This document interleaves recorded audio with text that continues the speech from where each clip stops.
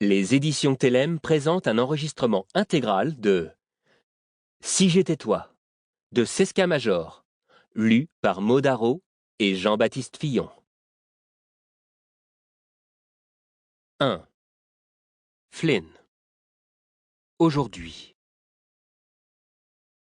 C'est à peine si j'entends Amy qui crie dans ma direction par-dessus le toit de la voiture. La pluie me plaque les cheveux sur le crâne et dégouline dans mon cou, tandis que je hurle en réponse. Mon corps palpite de frustration.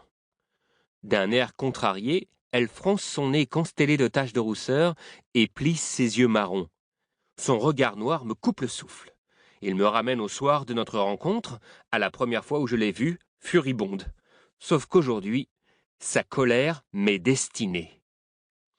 À l'instant où je sens mon corps se soulever de terre et où le monde entier se transforme en un éclat de lumière aveuglante, une dernière question me traverse l'esprit.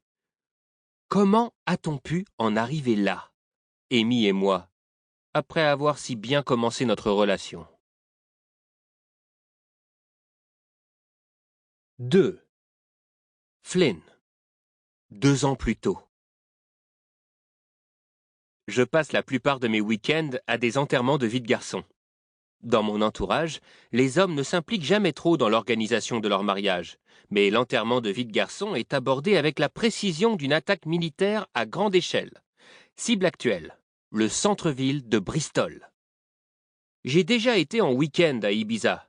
Le témoin a raté son vol de retour et, qui sait, il habite peut-être là-bas maintenant.